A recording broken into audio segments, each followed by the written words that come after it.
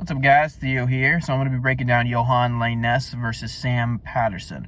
Right now, Yohan Lainesse is a minus 155 favorite, and the comeback on Sam Patterson is plus 125 on DraftKings. Now, let's take a shot on Sam Patterson here, and the reason for that is that while Yohan Lainesse has had a higher level of competition in Mike Malott, Darian Weeks, and Gabe Green, I think that we're seeing somebody in Sam Patterson that maybe the UFC knows is probably pretty good, and they want to give him favorable matchups. I feel like the fight against Yohan Lainesse wasn't really very telling of his skill level, although he is kind of an unrefined, tall, long striker. I think Yohan was just a better fighter that night, and I think Yohan's a savage. So I don't rate that knockout loss too highly to Yohan.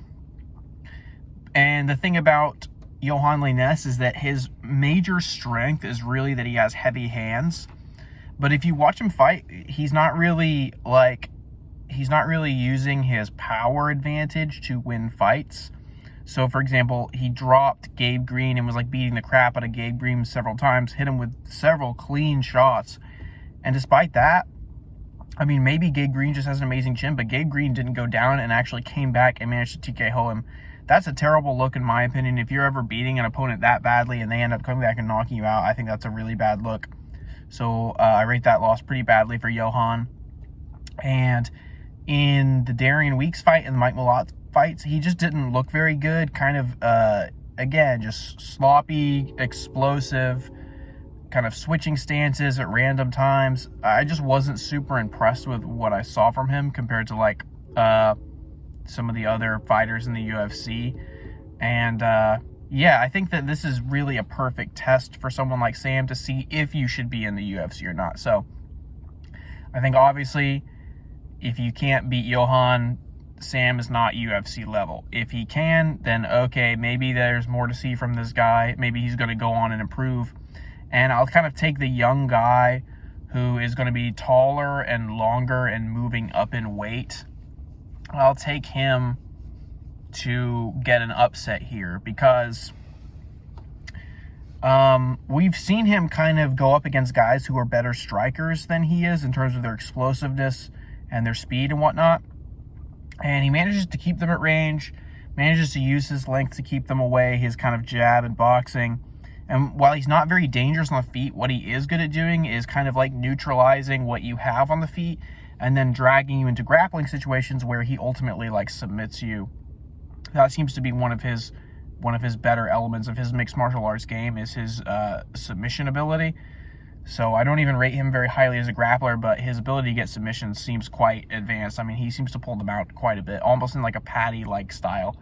So I basically think that Sam Patterson has the tools here to effectively neutralize Yohan's offense on the feet. And Yohan has also shown that he is pretty live to go to the ground with opponents. He went to the ground with Mike Malott. He wrestles people on the cage. He does a lot of things that I feel like is going to be easy for Sam Patterson to basically topple him, get him down. And if that happens, I do think Sam Patterson is more likely to find a submission eventually. I don't think Sam is going to be able to knock him out. I think that Sam is probably going to lose the fight on the feet until he can get into some kind of grappling situation or until he can wear Yohan down. Obviously, Yohan has the better strength of schedule here. So if Sam Patterson does not show up, I could see Yohan easily kind of beating him over the course of 3 rounds. But I just think with the hype that Sam Patterson has, the amount of time the fight is going to be going on, the fact that Yohan does not really present a lot of immediate challenges to his opponents, I think that Yohan is going to give Sam a little bit too much space to kind of find a way to win the fight. And that's what I'm kind of counting on. I'm counting on this young prospect to basically show up, improve between fights, and come back from that knockout loss he had against Yohan. I just don't get the vibe from him that he's going to really suffer from that knockout loss and see it as a big setback. Obviously, if he does and he can't get past Yohan, then he doesn't belong in the UFC. But I will take him at plus money here. I think minus 155 is too high for Yohan Lainesse. I don't think he should be that big of a favorite. Even I think this fight should be closer to a complete 50-50. Given that, give me plus money on Sam Patterson, the longer, taller fighter, to improve between fights a little more and win a decision here, probably by submission over Yohan Lainesse.